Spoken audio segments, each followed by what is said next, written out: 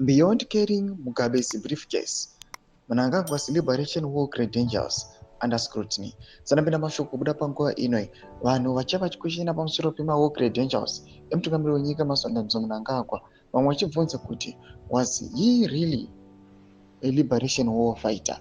Panguva ino vanhu vane mashoko avanombotaura dzimwe nguva vachiti mutungamiriri wenyika yeZimbabwe haasi muZimbabwe, vamwe vanombotaura vachiti aiwa ndo vamwe vakazongosvika hondo yakupera, vamwe vachiti dzimwe nguva vamwe vacho dzimwe nguva vazotaura nemazita chero vatombogoni even kutobata kana pfuti. Sanapenda mashoko kubuda nyoko panguva ino toba subscribe like on the bell icon. TV navana pabzim emudani wamchinzi President Emmerson Mnangagwa has long positioned himself as a key figure in Zimbabwe's liberation struggle, a credential often used to justify his grip on power.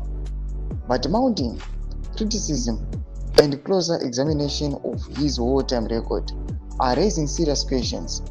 Was Mnangagwa truly a frontline revolutionary, or simply a political insider who benefited from proximity to Robert Mugabe?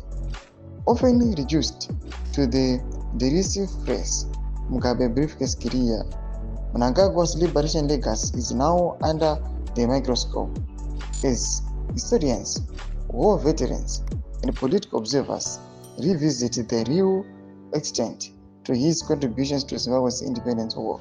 Ndomashwa kubuda panguva ino kuri kuonekwa kunzi zviri kuita kuti vanhu vamborivisita aiwa pane history mutungamiriri wenyika the liberation war.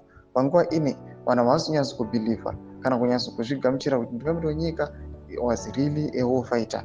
Kuchionekwa kunzi vanosanganisira ma-war veterans aiwa mahistorians aiwa neva-political observers panguva ino vachirevisita this information zvinozoratidza kuti there is mounting tensions in the ruling party, nokuti panguva ino the Zimbabwe leader arikushandisa that wartime credentials kuti aijustify kuti arambe ari akaholda grip onto power. Tiudze mafungiro enyu muri kudii pamusoro pechitiko ichi.